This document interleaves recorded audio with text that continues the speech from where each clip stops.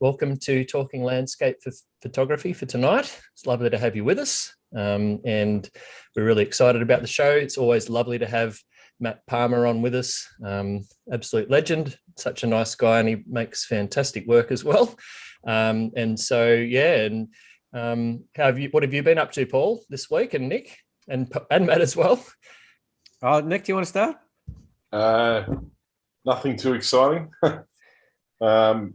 We've had some aurora action of late down here in Tassie, which has allowed a few of us to get out and do some shooting. Maybe not in the last week, but the week before it was pretty great. Caught up with Lukey and Paul. You missed out with the clouds, mate. You went to the wrong spot. The only spot in the whole of southern Tasmania that had any cloud. Yeah, me and Katie went running out. We tried our luck and we set up the camera, and then it just came in literally as I was putting the shutter button. I was like, "Oh, well, how's your luck?" KP7 or something in some places in the world, and I'm just staring at the clouds. Yeah, no, it was pretty cool. And we got a couple of nights worth out of it. I actually stuck my head out really late on the second night when no one was expecting anything to happen, and suddenly realised it was on again, and didn't have to work the day after. So I thought, oh, bugger it, I'll chuck the camera in the car and head off down the road, which is what I did. So yeah, got a couple of nights in a row, which was nice because we haven't really seen much in Tasmania with the aurora for 2 or 3 years. It's been very quiet, and it's pretty rare to get 2 nights in a row too, isn't it, Nick? Not necessarily, because if you've got the space weather coming through, then it's just the remnants of that. So sometimes if it's a big sort of show and there's a lot of space weather coming through, then you'll get it the night after as well. But generally there's one night where it's the best. And unfortunately, that was the night that you were cloud bound. So your background, Nick's very reminiscent of Matt's work, actually. Is that whereabouts was that taken? I was just looking for a new background as we were chatting, and just came across this one. It's just in the Derwent Valley, north of Hobart. Okay. Foggy morning. I had the day off on that particular day, and there was heaps of cloud. And I usually go out on foggy days in the Huon, which is where I live. But I thought that day I'd head up the Derwent Valley for the entire day, and the fog didn't lift at all. Wow. So I was able to drive around all day to different places, and this one was literally just on the side of the road, driving through an area north of Ellendale, which is sort of east of Mountfield National Park. It was last year in the winter. I took that one, and I might do that again this year if I get a day off when the kids at school and the fog's happening. And from memory, you got great waterfall work that day as well. So yeah, beautiful. Oh yeah. The first thing I did actually was go to Russell Falls and climbed up near the top of Russell Falls and shot sort of the waterfall from the top in with fog in the forest surrounding it. So that was pretty cool actually. And it's just when you got the fog, you got to make the most of it, don't you? Because it's just gives such a magical element to the pictures. So no, it really does. It means that a lot of pictures that you wouldn't otherwise take, you can take. It isolates subjects. It makes the background mysterious. It adds a sense of romanticism at times. And I love those days where I just drive around, drop off somewhere, have a bit of a walk, and have a good look around. It's great. Yeah, awesome. And Paul, you've been working on a bit of a project that I'm also involved in. Did you want to talk a bit about that? Yeah, super excited. Just recovering from one of those famous Tom Putt interviews for 3 hours last night. So stay tuned. Or Tom's Drive. I put a lot into it, and there's a whole bunch of new material I've never shown anyone, and quite a lot of crazy stories. So have some fun with that. Luke and I are heading out in this direction to this coastline, trying to get it to focus, which people don't realize that is actually in Tasmania. But it's this huge dune field on the very, very remote area of the west coast of Tasmania that you cannot get to without quite a lot of effort. And it's unlike anything that exists anywhere else in Tasmania. So it's quite off the grid. It's also a very, very special area for the Indigenous people of Tasmania because it's basically just a walking archaeological site. It's just absolutely chockers full of middens and hut depressions and tool sites and seal hides, and it's, you know, it's probably the most visible and significantly accessible area of Aboriginal history in actually the entire of Australia, by quite a long shot. And it's a living history that's just right there, but it's under threat, you know, off-road forward driving. You know, if you're driving down the coast, you've got to drive in the sand and through the dunes, and, you know, the basic summary is the mittens give your tires better grip. So pretty much that comes a target for where the roads go through, and that's 50, 60,000 years of history getting obliterated while that's happening. So we're hopefully heading out there with some senior people in the Aboriginal community, and we're taking out Andy Phipps, who Matt knows as well, because we were all together with Luke for the start of the next light collector project out of the Tarkine coast and inland as well. But this is a purely coast-focused trip for 4 days, and we're just packing our bags, juggling food, trying to figure out what lenses and who's got enough memory cards and what lenses we can share between us, and all the kind of stuff you do in a really remote trip where weight is king. And because whatever you bring, you got to lump around with you, and there's not a lot of water out there, so it's quite a lot of logistics, but it's an amazing opportunity, and there's still a few balls in the air juggling to see where they land before we head out in a day's time. But we're packing up tonight, heading off in the morning, and we're also doing this in parallel to the Art for Tarkine project, which was one of the largest and most wonderful environmental conservation campaigns in Australia. It's been running, I think it's the 7th. Started about 7 years ago, I think. Yeah, it used to be called Tarkine in Motion. Tarkine in Motion. Rebranded this year. I've been to all of them, and I will continue to do so. It's a phenomenal way to meet other creative people, artists, dancers, filmmakers, painters, singers, poets, writers, videographers, and we all go out there on invitation to very, very remote areas of the Tarkine with a bit of support and base camps. Luke and I are going somewhere especially remote, so we're kind of going to be out on our own. It's also worth noting, I think, as well, it is open to everybody. So if you're keen to help out with the Tarkine campaign, I suppose, it always happens over Easter. So Easter next year, if you subscribe to Bob Brown Foundation's email list, you'll prior to Easter, obviously, you'll see a message saying it's open for registration. So something I always wanted to do when I lived in Sydney, actually, and fly down to do it, but it just never quite worked out for me. So so it's great that it's back on again, because it's had a couple of years off. Yeah, we've had a couple of years break, partly through COVID and a few things, but this is actually an incredible guidebook to anywhere in the Tarkine. And the reason they created it is because it's quite a wild, relatively unknown place, and they wanted to make it accessible for everyday person. So everything is mapped out in here beautifully. There's a lot of amazing photographs and material of how to engage with the landscape. And just for oh, sorry, Nick. I was just going to say, who took that cover photo, Paul? You might have to hold it up again. Some Muppet. Yeah, but just hold it up again for me. The other one. Oh, look at that beautiful photo. What's happened? What's on the back page? Just turn it round there. Turn it round there, Paul. Have a chat. That's Nick's picture. I totally forgot about that, Nick. That's not a Nick's. Yeah, it's at the back. Everyone forgets about it, mate. So the other, the best for last, Nick. That's what you say. This is an incredible project that I was involved in. That's been produced about 2 or 3 years ago now, and it's called Tarkine Country Culture Spirit. And basically, it's an amazing documentary of the living, real, and tangible relationship of the Indigenous people to this part of Tasmania. And it's shot, a lot of it shot on location in really special sacred areas out there, and it's got my images and Rob Blaker's and Matt Newton's, and it's telling the whole story of both the power and significance of the place, and really the space that it holds in that culture, in that living culture, and how important it is, as well as, you know, how we're facing the current sort of threats. The Tarkine it's basically so far beyond World Heritage listing caliber, it's not even funny. It has 7 criteria out of 10 in terms of what's required to list as a World Heritage Area.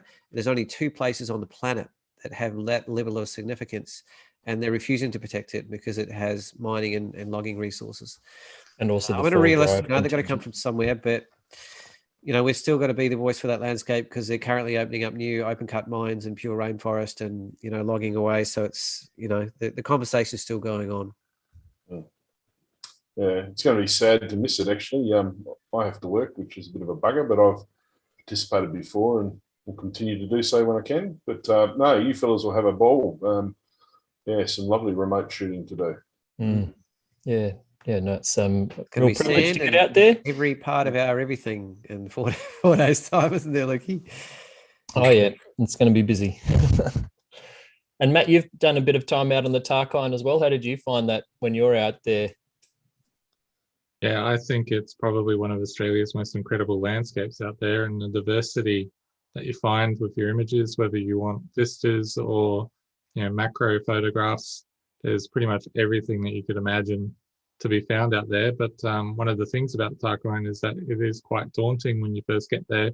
It's almost overwhelming with possibilities of what you could photograph, that it actually takes just a little bit of time to sit there with the landscape to kind of dissect it and find things that make sense visually.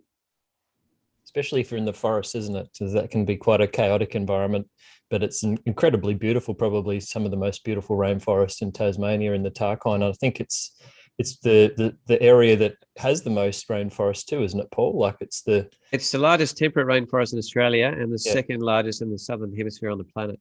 There you go. And you know some good stats. Maybe do an intro for Matt Pauly. Hey, he speaks for himself. So, current and extended multi-year Australian Photographer of the Year, Mr. Matt Palmer. We have recently lost him from Tasmania for the sake of love, and no better reason, I guess. But we're sad to miss him. And the cover photograph was basically, I think, taken from your front lawn by the looks of it, Matt. Yeah, sure was. Quite literally from where he's living. So have another look at that photograph and just imagine you're taking it sitting in an armchair out your front window. Well, and when he was in Tasmania. Yeah. That's where Matt's been living. So, it took someone special to drag away from that.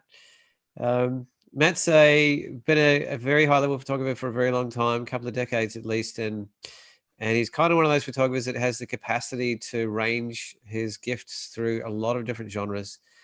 And he's quite a very passionate man, very politically aware man, and he's quite willing and able, and many times has put his visual voice behind, people and cultures and landscape to significant effect. And his folio for Australian Photographer of the Year is actually quite reflective of that. In fact, I'm regretting those multiple times that Maddie asked me to come out with him on those shoots. So that was kind of funny. I was like, oh shit, that was from the shoot I didn't come out on. That's probably thinking that you didn't come out. So Matt has been the documentary photographer of the year in Australia as well, from memory. He put me at the post for the landscape photographer of the year in Tassie. I was going for number 8, but he got me. And then I didn't really care when he ended up winning Australian photographer of the year with the same folio. I was like, oh my God. Well done, my friend. And I think I might have been the loudest person in the room screaming my head off when it happened. I do remember that quite clearly. I might have been loud enough for Matt to remember hearing me from across the room. So proud of you, my friend, and all you stand for. And I love the way you support other photographers and the industry in general. And he's right at the beating heart of the AIPP, putting huge amounts of time to the overriding body. Probably the largest overriding body in Australia for photography, and he does a lot of that work unspoken and behind the scenes. And hats off to you, my friend. Thank you again for taking time for having us on the show, and I'm looking forward to poking through some cracks into the deeper aspects of what you're going to present us tonight. Yeah, thanks. That was quite an intro. I was good at it. I'm glad that you could make it for the show. I knew that I'd have a pretty good intro. Checks in the mail, Manny. Checks in the mail. All right. Do we want to have a general chat first, or do we want to jump into? Yeah, well, I'm actually interested to understand, because I guess one of the premises of getting you on the show tonight is more around project work. For me personally, and I'm sure for others, that it's something that sort of stands out for me. You don't tend to come across too many photographers these days that look at putting a body of work together with a theme, and I for a fact have sort of always just thought about images on their own and not in a context of a wider body of work. And so I was wondering how your thoughts on that came to be, or is it just sort of naturally how you think about your photography? I think it's probably a little bit of both. So part of it is simply being interested in specific subjects quite intensely for a period of time. And then part of it is also an awareness that perhaps we can't all photograph a single image that's as impactful as, say, Napalm Girl or something like that, where a single image tells the entire story. But we can still tell an entire story through a body of images that speak together and are stronger because of all of those parts coming together. So I think with my work in particular, I just think a lot of it is stronger when it's put together and tells a full story.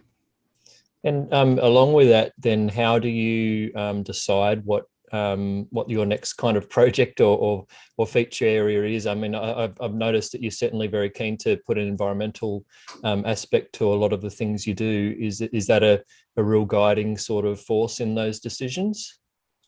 Yeah, I think, well, I'm going to talk about how I came to specifically be involved in certain projects as I go. Okay, but great. A lot of it is using photography as a way to talk about issues that I feel as a person, not just as a photographer, and perhaps being able to influence that issue or help educate people or help to create a conversation around something that I can do through imagery that I might not be able to do, but by typing angry comments on Facebook or something like that. Oh, cool. I should take that up. That's good.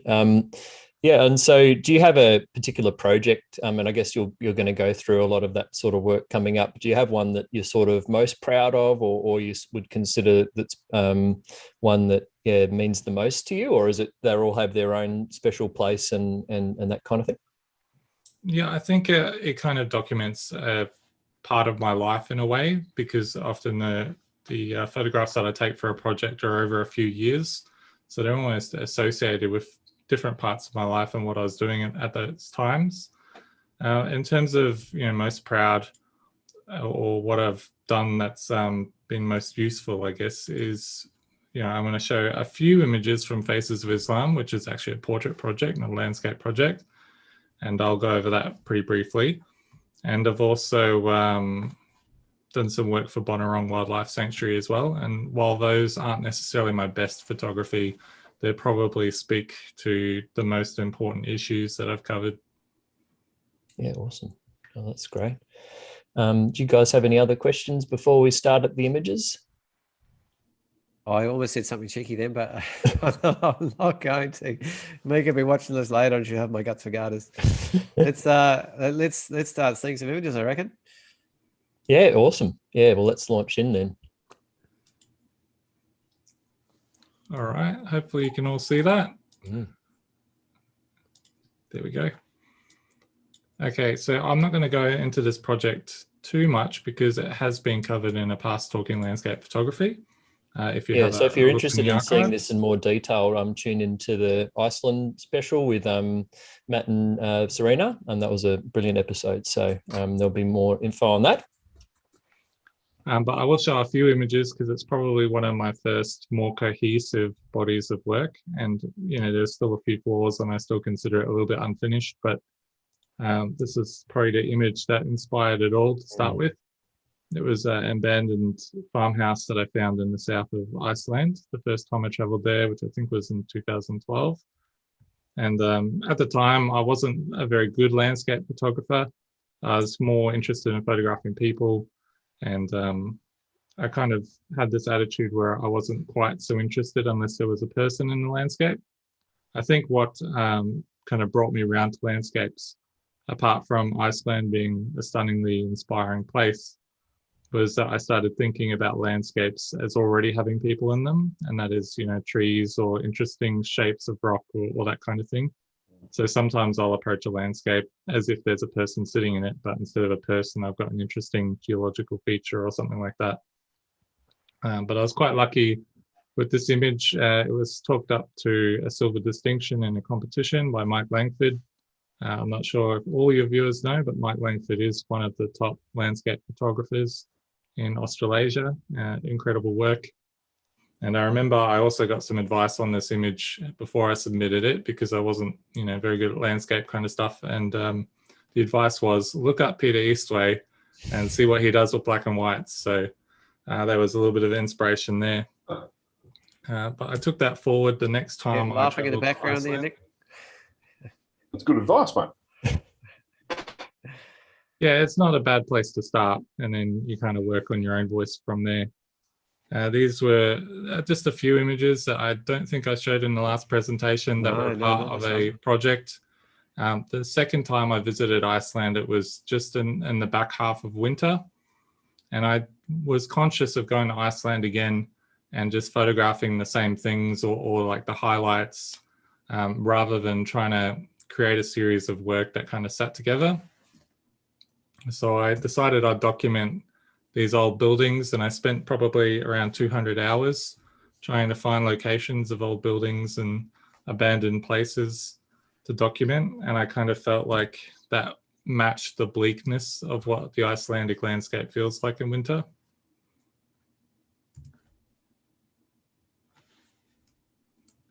And interestingly enough, the first people I ran into in Iceland were people from Brisbane. So there's a bit of that story in the last episode as well. And then possibly the first project that I had that had like a bigger social impact that was more about other people than it was about myself or my own expression.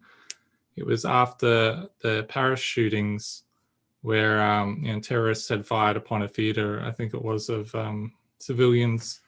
And as a result of that, there was a lot of backlash against Muslim communities around the world.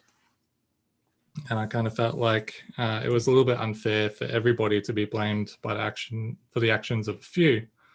So I came up with this project with actually a couple of clients of mine who identify as Muslims, to create a project that would bring people together and kind of focus on the similarities rather than the differences.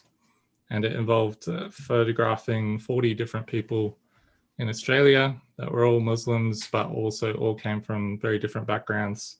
So Ani Halima here is an Indigenous elder. And it was quite funny when she showed up to the photo shoot. She wasn't actually going to participate. She just wanted to suss me out and work out what I was doing. And very, very strong woman, and kind of like laid the interrogation on me immediately. But I was lucky to talk her around into what the project was and what it was going to say. And that it really wasn't about me saying things for them, but that they had their own voice by having the quotes on their own images. And so she was a great part of it and actually invited me for lunch like the next week. So they're very hospitable people. This guy was quite brave in some groups, and especially among men. It's not normal to really own discussions around mental illness and that kind of thing. And to go on record for a project about that is pretty impressive, I thought. Mm. And this is Mohammed. He was one of the people that were part of my project team that I put together. And I think if you're working on a project that becomes quite big and has a lot of different areas to manage, it's good to see if there's anyone in the community that can help you with their skills as well. So it could be that, you're involved in the photography and maybe the art direction of it, but then you get other people that might be able to help you get market the project or get your foot in the door somewhere as well. I quite like this one because it's just such a thing that you would expect from a teenager, but then you add the hijab to it and it kind of gives it this different context, but also shows us how completely the same we are, although it's not necessarily my taste in music personally. And Rajab, he's actually a water engineer in Brisbane, and he became that because he was a refugee in Africa and didn't actually have any access to water. And after that experience, it made him so passionate about ensuring that people had access to water that, he studied engineering. He speaks 7 or 8 languages, I think. And he left me with this quote just as a flippant part of his interview, but it's the part of the interview that really stuck with me. And I've kind of tried to think of this quote now when I meet people or how I act in public, because you never know what opportunities can come up just from a brief meeting of somebody. I'll also go through this pretty briefly. It's probably one of my major projects. Paul touched on it in that it was the Australian Sports Photographer of the Year. At the time, I was a bit of a complete newbie in the Australian photographic community, so it was pretty surprising to be up there on stage and all that kind of thing. So I'm showing it in this format because I'm actually working on producing a book out of all of the images that I took over about 4 or 5 years. So you're getting a little bit of a sneak preview with the filler text in it. So the book isn't actually in Latin. That's just there to show me where to put the text later. Surprised you didn't go for the lorem ipsum. Mixing it up. Matt, how are you going to fill a text? So I've already sent out a whole bunch of interview questions to the fighters that have been photographed. And what I want them to do, the book is going to be called Why We Fight, and it's an exploration of the mental side of fighting as well as the imagery. So I'm pulling quotes from their discussions with me and putting it on the spread, kind of like this one here. Oh, well, that's a powerful combination, Matt. I remember watching a talk you gave on this series, Matt, and you were talking about why you went with black and white and how if you shot in color, you're really just shooting all of the logos, but if you shoot in color, you're more so shooting the actual, the expressions, and it's not such as a distraction in those pictures. Yeah, well, those Muay Thai pants come in some pretty bright colors, so it's important to make sure that the photography is really about the moment and the emotion rather than the stuff that's going on around that. And especially in sports in general, there's so much emotion. But it's so easily overshadowed visually by all of the advertising hoardings and all of those necessities that kind of allow the sport to happen, but also can take over. And part of what I'm trying to do with the book as well is kind of have a bit of a flow to the imagery, so that you can kind of have a feel for the fight kind of swaying one way or another through how the images are laid out. I'm not sure if it will 100% communicate, but keeps me busy anyway. That's fantastic. Just for the technical side of things, for those that might be interested, Matt, how did you like those images? Well, I wish I could have lit those images. Generally, it's lighting that's been established by the event that's in the 4 corners of the ring or the cage or whatever's being used. Yep. Often it's shooting at ISO 3200 or so. If I was really lucky, maybe 1600.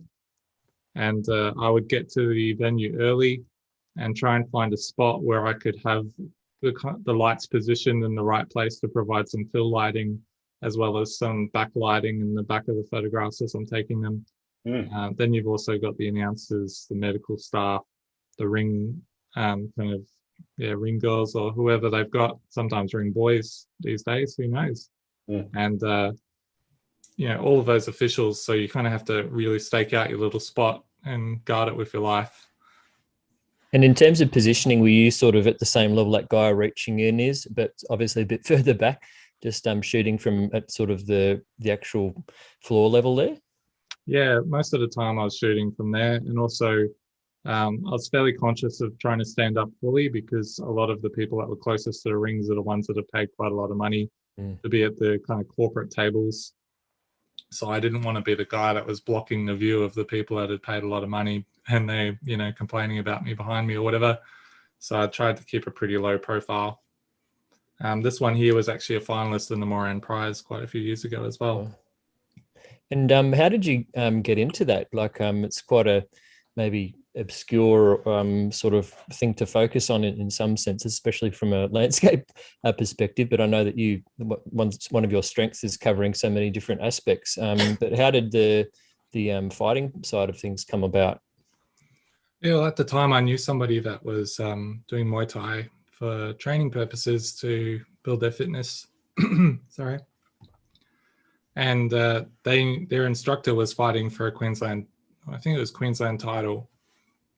And I thought it would be interesting just from a purely photographic point of view and to explore the subject, to document him in the lead up to the fight and the fight itself and then after the fight. So I did that. And as I was photographing him, you know, back of stage, getting ready and this kind of stuff, all of the people he was training with were like, hey, you can take some photos of us as well. We want to get in on it. So it ended up being that I documented 3 different fighters and the 3 different fights, and then 3 afterwards. And afterwards, they were like, wow, this is just amazing photography. And I pretty much went from being a nobody in that community to being invited to all of the biggest shows overnight. Wow. I probably jumped the queue in terms of paying my dues, but before that, I was also photographing for Brisbane Roar Football Club. So I feel like I paid my dues in sport maybe, but not necessarily in that one. Mm. Yeah, awesome. But you'd had that mindset, I suppose, of photographing people in action and kind of had a better idea of what shutter speeds would work and lighting, and that using the light was available and things like that. So it certainly would have technically helped you quite a lot, I would imagine, having that experience. Yeah, well, before that, I was also shooting a lot for Street Press with live music. So I did that for about 15 years in total, but probably about 10 years before I started doing this. Mm. So there's quite a lot of overlapping skills. Mm. Anyway, I'll get into all sort of just came together. Yeah, that's good. So this is a project that didn't really go anywhere, but I think it's important sometimes to have projects for yourself as well. And this was a project that I started when I first moved to Tasmania, which I think was 2017. And part of it is that I wanted to kind of train myself to look at things a little bit differently. So I also wanted to look for the details rather than the big pictures, which I was probably taking more of at that time. So this is a lichen-covered rock on Mount Wellington, or Kunani. And I kind of gravitated towards this because I felt like it feels like an Indigenous dot painting in some ways, perhaps without the symbolism of the kangaroos or waterholes and that kind of thing. So that exploring the lichens and the different patterns and things up on there, I was occupied for hours doing that. Yeah, it's amazing up there. It's amazing up there. You can find all sorts of things. I mean, people just often visit and focus and look at the viewing platform and then leave again. But if you just have a wander around and start looking at your feet, and there's some amazing stuff up there. Definitely. Yeah, I'd often have tourists wandering past, wondering what the heck I was looking at, because they were looking at the viewpoint and I was like squatted down by a rock, like looking real close. And I'd think, I'd found some amazing species or a new discovery, but really I was just fixated by about 2 centimeters of the rock and what was going on with that interaction of colors. So this, I'm not sure if you recognize, but this is actually the door up on the lookout as well, with those giant steel doors. I'm not sure if they're copper or something like that, but they've got some incredible textures and colors in those doors. They have. I can actually see some latent fingerprint detail in the top left corner there. Someone's left a fingerprint there, mate. I'll have to do some dusting. I wonder why you'd be looking for that. Well, it's just just noticed it, that's all. Definitely latent fingerprint. So this is probably an even closer view of some of the lichen species that grow up in those places. I kind of felt like these look like old lollies or something, like the strawberry creams or something like that have been left out to dry in the sun. And did you light these as well, Matt?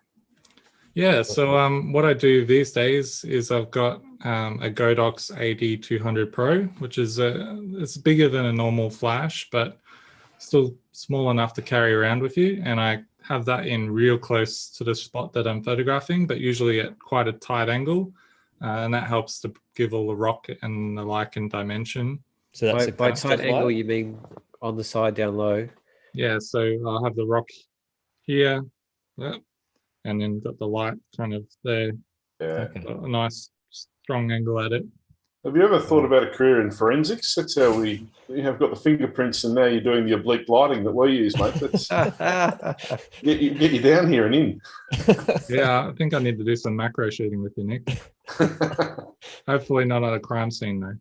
Yeah. Oh, they're interesting things, I can tell you. So I do that with the lighting, and I also don't really shoot this with a tripod. I absolutely could do that, but I find that the flash duration is much faster in many instances than your actual shutter speed. Yep. So while you can have, your shutter speed at say 1/200, which is a common sync speed for a lot of camera bodies, you can use the short flash duration to actually freeze everything in the frame. So Awesome. that's what I do here to get that crispness. And you'd be using a macro lens more than likely? Yeah, so I started off on a Canon 100mm macro, and a lot of this is shot on the Sony 90mm macro, which is pretty equivalent. Yeah. And this is actually a piece of old seaweed. And if you look closely, you can find a little sea louse in the bottom left-hand corner as well. Oh, yeah, the blue one. So these would be totally different if you didn't light it, then obviously as well. It really helps to bring out a lot of the texture and detail that you'd otherwise not catch if it was just naturally lit. Yeah. Yeah, the lighting does add a lot. It really brings out all that texture and makes it a lot more visceral and textural. And this one, you wouldn't recognize the image, but you've certainly been in places that have this kind of foam in it. So this is just taken at the base of, I think it was Snug Falls, this one. So really that whole project, it wasn't so much about producing something in particular, but it was about training my eye and really slowing down and looking for the small details and kind of creating a sense of place within myself while I was in the Tasmanian landscape. And the great thing about doing that is if you're trying to get more ground landscapes and the weather's not on, you can always revert to doing this sort of stuff as well, so you can make the most out of any situation in a way too. So that's pretty cool. Yeah, absolutely. And if you are shooting a project, having 2 or 3 images like this can also add an extra dimension to whatever your subject matter is. Is it the net? No, I'm trying to work out the location on your desktop there. But oh yeah, is that Mount Phoenix Sprint? Bluff. Is it Phoenix? No, Sphinx Bluff. Getting my names mixed up. Yeah, at the bottom end of Ben Lomond. Okay. So probably the most, I guess, prominent body of work that I've shot with regards to the landscape would be Ash, and that was documenting the 2019 bushfires in Tasmania. I know Luke, Paul, and Nick have all shot images about this subject matter as well. So I'll just show a few of these images. I've actually started kind of expanding on the project a little bit, and that some of these images were actually from the Fingal fires that occurred the year after as well.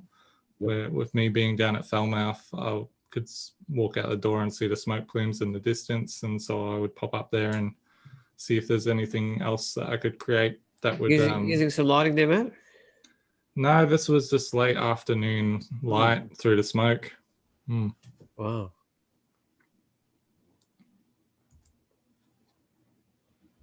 This was burn-offs near Hobart, I think on the Knocklofty area. Love the bird there. Yeah, it really makes it. Yeah, I didn't even have to add that one. I might be the only landscape photographer I know who's never put a bird in a photograph in my life. I haven't. Yeah. Oh, there you go. There's 2 of us, Nick. We're special. Yeah, I think I'm a bit guilty there. I try and match up the bird species with the location, but I don't mind dropping in a little bird here and there. But obviously it depends on what you're doing with the photograph. I guess it depends on the rules of the competition too, of what you're entering as well. Obviously you're not doing it to get a leg up in a competition or anything if that's not part of the rules or anything. It's just adapting the image to the situation really. So yeah, absolutely. And sometimes it's worth spending that little bit of extra time at a location if you think this is the shot, but it just needs a little bit extra. See if nature will give you something if you're patient enough. Where was the last shot, man? That one was in front of Stacks Bluff with the Fingal fires. Yeah, I was going to ask you. That's what I thought. Yeah. That must have been taken with a fair old zoom lens because it wasn't that close to 400. Yeah, the 100 to 400. Yeah. So. Yeah, it's pretty scary fire actually for the community there at Fingal and Mathina and surrounding spots. It was pretty intense. Yeah.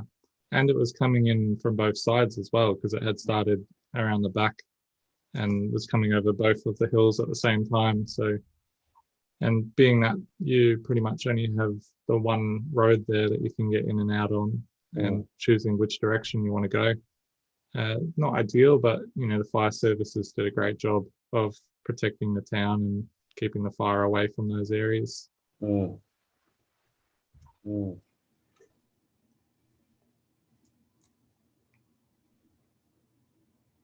It's a great silhouette. So this one was taken along the Gordon River Road near the Needles.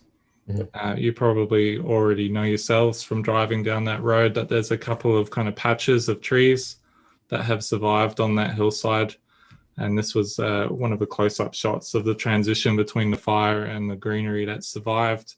And it kind of spoke to me in terms of how miraculous it was that you can have something completely decimated and something that survived only meters away from each other. It's interesting, actually, when you go a bit further down the road, Scotts Peak Road, and look at the fires that were near Mount Anne, you can quite clearly see where the button grass fire stops and the wet rainforest edge does its job. It's a really interesting thing to observe, actually, that I think places that aren't supposed to burn actually do act as that buffer, which is great. And I guess part of the concern is that with climate change, those areas are drying out more so, and so they're becoming more increasingly under threat of burning themselves, which they normally wouldn't. So, and that's the concern and the problems, and they don't always stop where they're supposed to stop, and they certainly didn't in these fires. But you can observe where it has done its job, which is quite heartening to see. Well, funny you should say Scotts Peak Road. I don't know if you recognise those rocks. I kind of nicknamed that rock on the left Avatar Rock because I felt like it was this rock kind of jutting out to the sky, surrounded by all these large trees. And then you can see where the fires come over the crest of the range there, and has kind of just been held off on the edge. So it's kind of showing that transition again from one to the other. It's an amazing place, even when affected by such fires. Beautiful pictures. So the photograph, 2 photos ago, where I showed that like immediate transition from burnt to surviving forest, I decided I'd hike into that area, which I don't necessarily recommend in terms of safety, but I decided that I'd take that risk and go in there. And I was originally anticipating that I might be able to go in there and photograph the canopy or something like that and show the transition from green canopy through to the fallen trees and things, but it was quite chaotic in there. And also pretty much anything you wear on a hike like that is going to end up full of holes and things. So all those branches kind of pulling you, and it was a pretty intense little hike into there. And this was one where the forest had started collapsing over because of all those trees being killed by the fires, and they can't establish themselves. So with all of the water that comes afterwards, the soil doesn't really support them or hold them up either. This was one taken at the Great Lakes.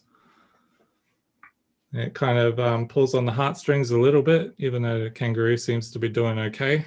A lot of those species are surviving by eating all the little grasses and things that are coming up, fortunately, after the burns, but who knows how many were lost during the fire itself. So looks like where you met your wombat friend, Nick, or in that sort of area.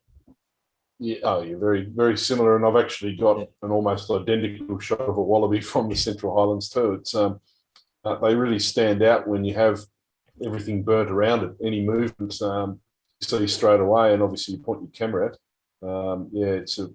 It was a really stark scene up there. Quite heartbreaking. You can see in the background of Matt's shot here the cushion plants that have been scorched, which are the rounded objects in the background, and they're not greatly adapted to fire at all. Some of them did survive, but others were burnt really badly. And they're beautiful alpine plants, so it was a bit hard to see. This was another one from around Scott's Peak area, and that was the sun kind of being cut off by the top of the range, so the light was really directional and just hitting the tops of these trees. And again, it was kind of my fascination between seeing this transition of healthy and burnt and destroyed. But I almost feel like it has like a Japanese kind of autumn feel to it, even though it is quite a destructive image and subject. This image is kind of a little bit famous or infamous or whatever. It was part of the Photographer of the Year folio, although it was a separate, slightly different version of this. With this image itself, it went to the States and got a gold, and Tony Hewitt was the one championing that, which was great. But a lot of the judges, they couldn't really understand what was going on with the colors. So I thought with the one that I sent to AIPPP, I'd show more of a vertical display of the trees so that there's a little bit more contextual information there. This was taken out at the Harts Ranges on the edge of the logging coop and things down there. Where was funny what... Oh, where was the cockatoo from? I remember, was it Josh Holko sort of scratching his head saying, how did that species end up there? As part of one, where was that? Was that at state or was that at nationals? That one? That was at state. Yeah. Yeah, I think at nationals they were saying that the cockatoo was too white. So you never know when you get it under those award lights. You have to be really specific. And some of the people that take the awards super seriously will set up their own lighting system so that they can look at their prints under exactly what the judges are going to see, just to make sure of all those little tiny details. And what Paul was saying earlier at the start was that I was inviting him to come along and shoot these places as well. And it's funny, probably about a week after I shot this, Craig George, who's another great Tasmanian-based landscape photographer, who's actually swapped with me. He came down from Victoria, and I went up to Victoria. He photographed this area with a drone, and I could actually see this this tree in his photo, and I was like, oh, I hope he doesn't spot the tree.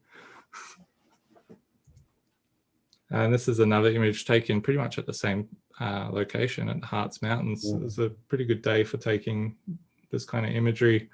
It was a little bit later in the afternoon, so it was a directional light, wasn't really getting into the forest, but was just hitting that first layer. And so I was lucky enough to find this tree that stood out with its regrowth. It's absolutely beautifully processed, mate. That's just superb.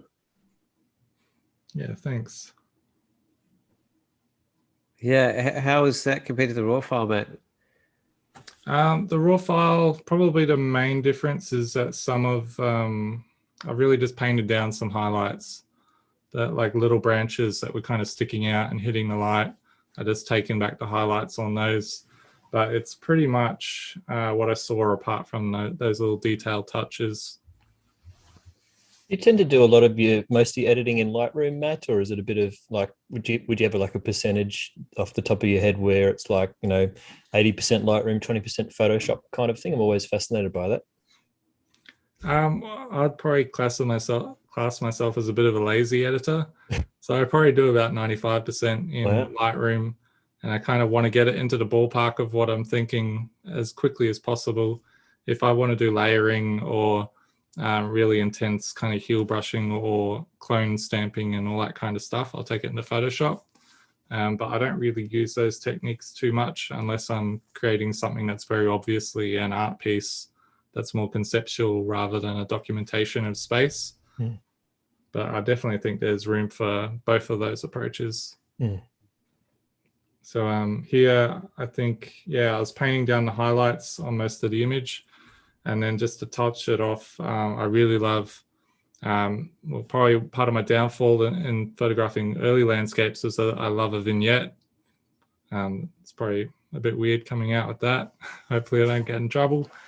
But as a replacement for a vignette, I really loved radial gradients in Lightroom and using those to almost draw the eye to the place that you want the viewer to see. So it's almost like a vignette, but without the obvious darkening of the corners and that kind of thing. Yeah, So I love that approach as well. It's brilliant. Yeah. Yeah, it's a pretty good little technique, very easy to use, and it can add a lot of drama without doing very much at all. And not very natural. Yeah.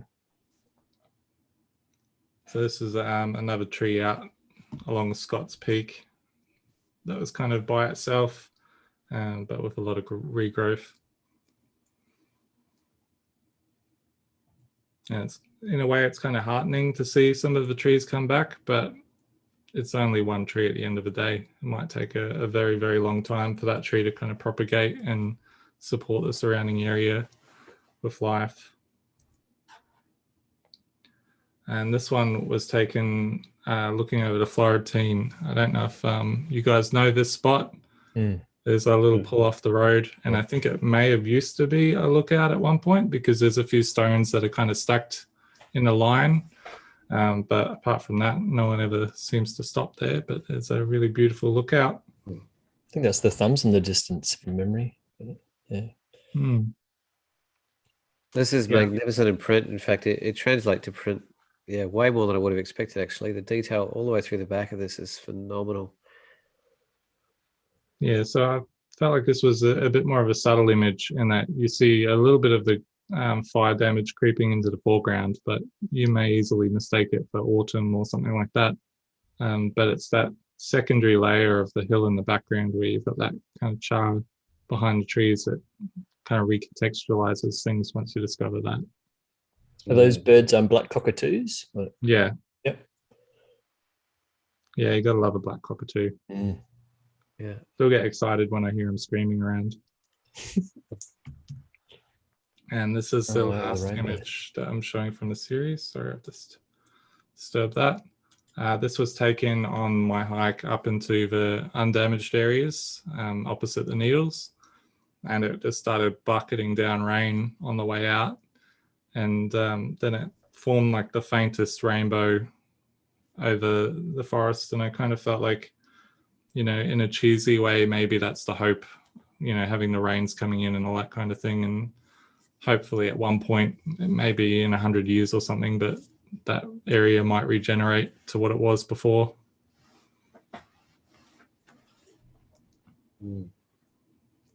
So was there any questions or further follow-up on that project in particular? I guess from my perspective, it looks like you're quite a big fan of telephoto focal lengths. I'm interested in is that kind of like almost permanently attached to your camera, or you do like to do some wider stuff here and there, or I guess with the tighter focal length, you can really focus on more dramatic or subjects rather than having a wider scene that has just a whole bunch of information. Is that sort of the idea there for you? I think, I certainly gravitate towards telephoto lengths, especially for landscapes. So a lot of the time when I see the discussions on groups, like what lens should I get for landscape? And it's like, where do you start? It really depends on how you see things and what you get excited about. I like being able to pick out the details that I find particularly interesting and crafting an image around that. But I wonder sometimes in a self-reflective way if it's kind of a reflection on my design background before photography and working on kind of a two-dimensional plane rather than something a bit more three-dimensional by having those foreground layers and things like that. And I do, try and take layered images, and sometimes I've got, foreground elements and that kind of thing, but certainly I find myself biased towards presenting something kind of on a flat plane in the distance. So my question would be, where to with this body of work, and also initially, how do you get reach with a project like this? Who do you approach? Where do you see the kind of arena for it to be explored in, from a more public kind of area, or a political arena, or environmental perspective? And because there's quite a few different ways you can move with this, given the current sort of climate, and that hundreds of millions of people around the world have seen evidence that this is one of the most significant sort of impacts of climate change in recent years in the world. So yeah, maybe hash out some of your thoughts on that. Yeah, well, I had some super secret plans going into 2020, which then were promptly thrown in the bin. I guess I'll go into my vision, because if somebody else does it, then all power to them. And I think the message is more important than who gets credit for it. But my idea behind this body of work was I actually approached Mona and, with the idea of exhibiting it as part of Dark Mofo. And the idea was that I'd be bringing this landscape and these scenes to a city audience that may not necessarily have gone out on these roads or looked at these places themselves. Mm. And my plan, pending, fire approval and all that kind of stuff, was to actually have a warehouse or some sort of enclosed space where I could pump the room full of non-toxic smoke, have some of the sounds of the forest and things playing as an ambience in the room, and then have all of the images presented on an easel, and they're kind of like spotlit within the darkness. So you're actually kind of following a path around the room, and I'd have like burnt logs and things in there, and, scattered burnt leaves and stuff all over the floor. And you would kind of go on this journey and discover the images through traveling through that room and smelling the smoke. And kind of having your vision a little bit obscured in hopefully a way that isn't a trip hazard, and all that kind of stuff you have to think about. But certainly I'm trying to think about photography as how can it be more immersive by adding other components to it as well. Wow, it would have been an amazing aspect to add to an event like that. So it's a real shame that COVID got in the way. Yeah, well, they hadn't given a final approval. They had just given me okay, tell us more about it. And then, of course, the world was turned upside down. So, but, there may be the unconformity, which happens down in Queenstown, or an event like that might be interested in that kind of thing in future. But I feel almost like, well, this work's important. It's almost been dwarfed in some ways by what happened in the mainland after this was shot, which is just horrendous. So you wouldn't consider giving it a go at another show, or it's just sort of the time's passed on that in terms of Dark Mofo? Yeah, well, certainly if they were interested, I'd give it another go. But at the same time, I've got enough keeping me busy that if the right opportunity never arises, so be it. There's plenty of other photographers that have done work. I was kind of lucky enough to possibly present what I was capturing from fires, possibly before the impact of that may have worn off. Whereas there was a lot of fire photography that came out of the mainland fires that was just absolutely incredible and impactful, and possibly a lot of it even better than anything I've captured. And so I'm more than happy to kind of cede the attention to those photographers. Yeah, there was a lot of photographers really putting themselves on the line to get some incredible documentary work around that. I was very conscious of that. It's not for the faint-hearted, really getting in there to what a lot of those guys were doing, and it comes with a lot of risk. Yeah, absolutely. Yeah, it's interesting to present it all as a single project like this, and it's got me thinking because as you know, I went out and did very similar sort of stuff, but without any thought of cohesion or presenting it beyond social media, as in here's some pictures that I took.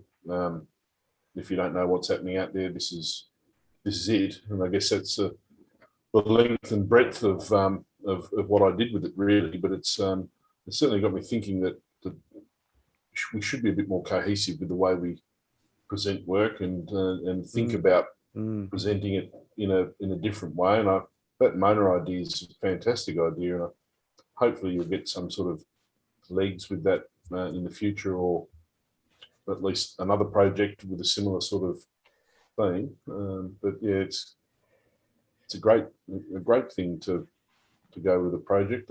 It's not something I've ever really thought about, so I'm really pleased. I guess it's shown us.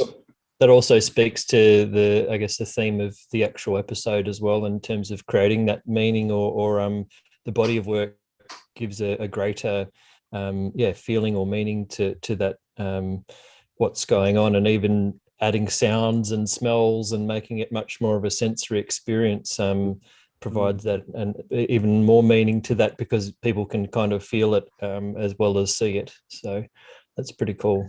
Yeah, the first time you explained it to me, Matt, it was a while ago now. It sort of gave me shivers, and I could totally visualize it. So it's still there. I think this story is going to be an ongoing story around the whole planet, and if anything, it's going to grow stronger and be more apparent. So I don't think there's a time factor on a project like this, and there might be a saturation issue to some extent, because I think it's going to become more and more prevalent. But now's the time to be really pushing a story like this, because it's one of those undeniable kind of tangible ways to present the impacts that we're going to be facing in the future as the climate continues changing. And I think that sensory aspect's really interesting too, because as you know, people just seeing it on the news, but live a urban life, they don't really have it's not actually seeing it for themselves. So it kind of gives helps to take them there in a way, and really, the smell's what really struck me when I went out to those sort of environments, and how it's how changed the landscape really is. It's really very has a huge impact when you see that in the flesh. So yeah, awesome stuff. My next project is fairly similarly minded in around conservation and that kind of thing. Actually came about from me being slightly at odds with conservation, but not intentionally. I was photographing tessellated pavement in Tasmania, and on the drive out, I was going very, very slowly because I photographed tessellated pavement at sunset. And, you know that the critters are out and about on Tasmanian roads as soon as it starts getting dark. So I was literally doing about 25 Ks per hour and had a paddy melon run under my back wheel while I was driving. And I slammed the brakes straight away because I just saw this flash in my peripheral vision of something moving. Unfortunately, it was too late. It was kind of trying to hop around in the middle of the road, but its leg was damaged. So I got my jacket, wrapped it up as quickly as I could, and kind of secured it in the boot so that it would be as comfortable as possible, and called Bonnarong with Greg Irons down there, and asked him what I should do with this paddy melon. So I got in touch with a carer that looked after the paddy melon overnight. But unfortunately, because its leg was broken, it had to be put down because there's just no way of rehabilitating that kind of thing. So I felt pretty awful about that, and that my photography had actually cost an animal its life unnecessarily. It kind of had me asking questions. Did I need to be there? Was I driving slow enough? Well, I think I probably was rationally, but I rationally didn't need to be there taking those photos. So it offered a lot of questions. And I also understood that even just putting an animal down costs a lot of money. So I got in touch with Bonnarong and I said, look, I don't have a lot of money, but I have a little bit of time and a skill behind the camera. Can I come in and take some photographs that would be helpful for you and your marketing and that kind of thing, so that you can raise more money to support the work that you're doing? And that is, they run an animal hospital and they have an animal rescue service and that kind of thing. So I gave a considerable amount of time in trying to almost even up the ledger. And of course, it's a really enjoyable project to work on as well. But I felt like I had taken something away from the world, so I wanted to give something back so I could feel content with that. These are a few of the images. I've since moved away from Tasmania, so I've actually connected Bonnarong with Ken Drake, who's a fantastic animal photographer and actually won Australian Animal Photographer of the Year quite a few years ago. Yeah. He's moved up into northern Tasmania. So yeah, he's very good.